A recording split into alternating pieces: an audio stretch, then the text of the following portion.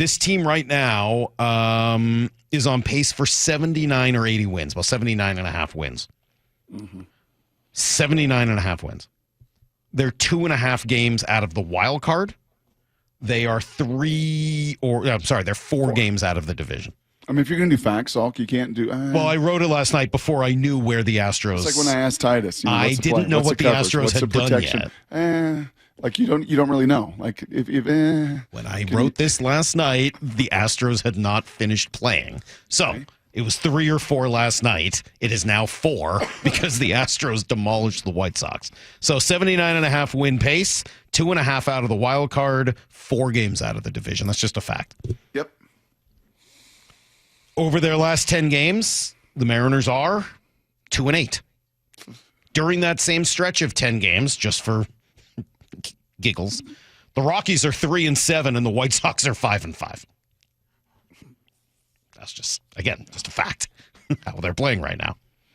I did some looking at what the Mariners would look like if they were in other divisions. In this division, they are second, tied with the Angels today, which again is somewhat shocking. If the Mariners were in the other 5 divisions today, they would be 4th, 5th, 3rd, 5th, and 5th. 4th, 5th, 3rd, 5th, and 5th. That's what place they would be in each of those other divisions? Yes. If you're looking for how far behind they would be in those divisions, I just did it by wins. I didn't go through losses as well. So this might be off by half game. But by wins, they are 7, 11, 11, 7, and 7 games behind in all of the other 5 divisions. So you're hanging on a little bit because of being in the AL West. AFC South. Yeah. You're in the NFC South. That's right.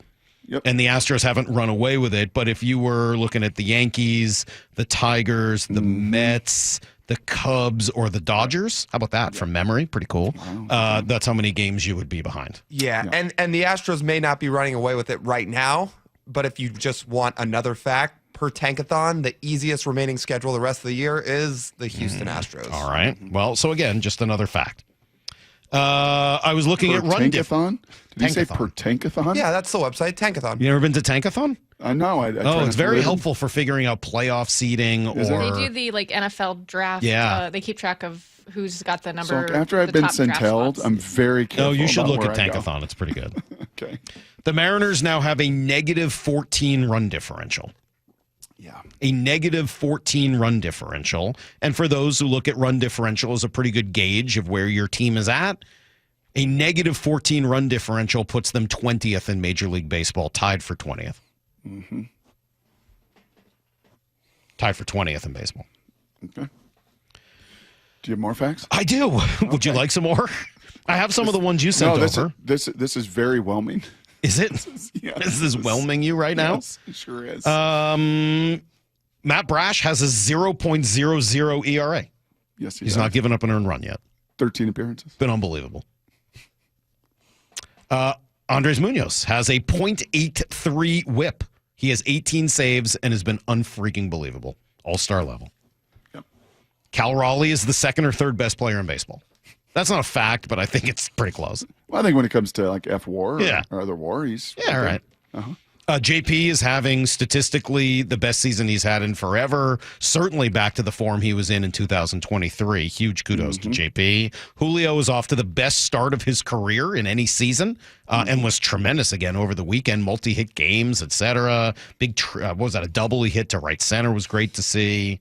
Yep. So those are all facts. Mm-hmm. Similarly, Dylan Moore is 0 for his last 18. During those... He has 13 strikeouts. So he has 13 strikeouts and 18 at-bats. Like he's in that phase, right? I talk about that big red bat that Cal will find himself with, the Nelly Cruz, like when you're playing wiffle ball as a kid, you know, the big red bat. The barrel it was almost impossible not to hit the ball. And then he had to play with it. Was it yellow or green? Being colorblind, I didn't ever know. Yeah, the skinny little yellow one where no matter what you did, it seemed like you couldn't even make contact with the ball. I got to tell you, the way he's swinging right now, it looks more like he's trying to swing a rope. Like, hey, maybe if I swing this rope at the ball, I'll hit it. It is, he can't hit right now. Mitch Garver has 3 doubles and 1 home run on the season in 105 at-bats. His slugging percentage is .257. Mitch Garver has a 257 slugging percentage. Just a fact. It's just numbers. Mitch Garver has a 257 slugging percentage. It's 257. That's his slugging percentage, not his batting average, not his on base. He's slugging 257. Do you think now, like the new role that he's in is basically the backup catcher? He's like, well, if I get one hit every 15 at bats, like I'm good. Maybe. Like that's what backup catchers do. I don't They know. hit like 170. Brock, this isn't about speculating. This is Okay, about sorry. facts. This is about I don't know facts. what's in Mitch Garver's mind. I can't tell you that. Man. I can tell you that he has 3 doubles and 1 home run and 105 at bats, and that he's slugging 257. Those are facts that I can give you and tell you and be confident about. I can't answer it as to his mentality or mental state. I just don't know. Yep. Today is also an off day, and it comes after losing 8 out of your last 9 games and falling below 500 for the first time in over a month. Mm-hmm. Almost 2 months. It got me to thinking, and I did look this up, the 2024 Mariners also lost 8 of 9 leading up to an off day. So we've seen this before. Mm-hmm. That actually brought them to 500 even, so 1 game better than where this team's at right now.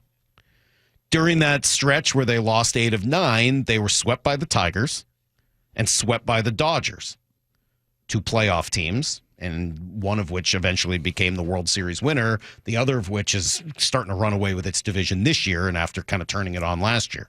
Mm-hmm. In between, they lost 2 out of 3 to the Pirates, who did throw Paul Skeens in that series. This team this year was swept by the Orioles and Diamondbacks, 2 teams that are unlikely to make the postseason. Both are likely to be sellers at the deadline, and lost 2 of 3 to the Angels. I don't know if you remember what happened at the end of that 9-game stretch Was that in last August? year. It was. That was in August. You guys can look it up. It ended on August 22nd. Yep. I'm not suggesting that anything similar should happen today, but the parallels are very hard to ignore. Mm. And I do think about how the 2023 Mariners were called the most disliked team in history, according to one columnist. That team won 87 games, were 11th Put some in runs. respect on Larry Stone's name. Put some respect on his name this morning. I feel like I was by not giving it in that spot, but okay. They won 87 games. They were 11th in runs. They finished 1 game back of the playoffs. Mm-hmm. I'm looking at this team today, Brock, and as I said, they've lost 8 of 9 to 3 teams that probably aren't sniffing the postseason. Mm-hmm. And if you go back, as we've said a few times, the numbers don't get any better. It's not just a bad 9-game stretch. It's coming off the fact that they have lost 20 of their last 31 games. They're 11 and 20 in the last 31. Right. And that's what's gotten them now to 500. That's or below 500. It's what's gotten them now to 4 games back. They're tied with the Angels. Of all the facts and numbers I just gave you, Mm-hmm. I think the one that like truly eats at me the most and is the most like starkly crazy to me is that they're tied with the Angels. Mm-hmm. They have the same record as the Los Angeles Angels of Anaheim. That's a bad team. Like if you ask it, bad team. Can't pitch, bad team. And the Mariners have the same record as them. So I don't know if you want to use the transitive property or anything else you learned in geometry, but like Yep. these are really, really challenging to ignore. And yes, thank you to multiple people who texted in to point out that Mitch Garver's home run was against a position player. That is true. I kind of forgot about that. So we have a coach on our staff. Forgot and I about love that. him. Very bright man. That's how he answers. Instead of yes, it's that is true. So any question I have for him, hey, Yeah. when we go York slide, is that like the old NFL 2-jet? That is true. Okay, so if we make this call, that is true. So I think it's kind of catchy, by the way. Instead of yes, I don't know. It just adds a little more authority to it. That is true. I feel like at this point, with all of that overwhelming data, most of it on the negative end, I feel like I do, Salk, if we're going to make some comparisons to those previous couple years, I think I do have to, at least as a contrarian, or state the other side of it. Those teams did not have to deal with 60% of their starting rotation dealing with injury. Very true. Those teams got to deal with historic runs and quality starts and dominance with the pitching staff that I think we all knew was unsustainable year after year after year after year. But now it's come to bear this season with the injuries to your ace and to your stud and to your opening day starter, with injuries to Bryce Miller, with a George Kirby that took 2 or 3 starts to get back to looking and feeling like George Kirby after missing the first month and a half of the season. I think that's all very fair.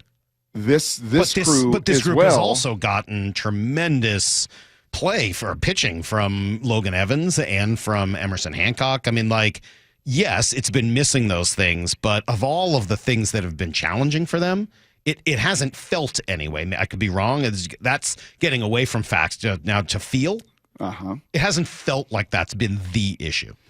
No, the Pebble, thankfully, only made a couple starts before he got moved along. And that was by their own. I mean, they didn't need to start him. I mean, that was just bad decision making. On top of that, right, if in teams look at this collegiately and professionally, they look at kind of starts missed. It's a big focus of emphasis is to try to prevent injury as best you possibly can. And from a pitching standpoint, it's impossible to do. From a playing standpoint, you do all you can. And yet, you've also missed now Luke Raley for half the season, an opening day starter. You missed Robles for almost the entirety of this season. He goes down in the first month, the first 3 weeks to San Francisco, jumping into a net, trying to make a selfless play, and jumps into the net. That's an opening day starter. So 2 nights of your opening day starting, 60% of your opening day rotation is out, and yet you still find yourself viable through all of this. You still find yourself, as the great Graz father said last night, in a position where now actually guys are going to get healthy. And some of that is normal. Right? I mean, they've gotten more than their fair share, but some of it is your fair share. It's your fair share to lose one member of your rotation. Yep. It's your fair share to lose one guy of your starting 9. Like, that's your fair share. That happens all over baseball. The Dodgers have 14 pitchers on the IL right now. Yeah. I mean, like, that's your fair share. The pitching thing is you're just waiting. Like, it's going to happen eventually. Honestly, I said this earlier, of all the guys, I feel like maybe the team that they are, the guy they're missing the most is Luke Raley, who fits what they're trying to do better than the other guys they've run out there in right field. Yeah. At least he fits. He's athletic, identity, and power. stylistically. He fits. Tavares did not. And frankly, neither does Dom Canzone. Tellez does not. No, but at least he's playing first base. Like, in right field, I'm watching Canzone. He can't track down a fly ball. Like, that doesn't fit. Tavares could do that, but he couldn't hit. And then he made a bunch of errors to go with him. Like, you can't do that. Yeah. But Luke really fits. He does all of those things. He's the type of player they want. But Brock, those are all just numbers. They are. So there's both sides of it. There's trying to kind of state the case with facts and figures and numbers. Try to state the case with the challenges you are having, being bit by the injury bug. I think the bottom line, if I have to stamp this 15-minute facts and opinions and conversation, is just simply this, Salk. You went into this season from a roster construction. This is what my people, at least, have spoken to me on my little social media poll. 75% that point to the biggest issue being this roster construction this year. That as you went into it, unfortunately, you just did not have much margin. Unfortunately, when you have a Tellez and a Solano and the guys, veteran guys that are just guys, and unfortunately, in some cases, have kind of not even played to their baseball card. And Mitch Garver maybe being, again, one of the bigger culprits. You just didn't have enough margin to deal with this. The Dodgers have 250 more or 200 million more in their payroll, and they've got enough margin to deal with whatever's going to come their way. Right? They're the outlier in this. If there was going to be a team bit by an injury bug and you happen to be that team, both in your players and your pitching, you just didn't have, through your roster construction, enough margin being built in, enough difference makers to weather these storms. And this has been, for the last 31 days, a really significant storm.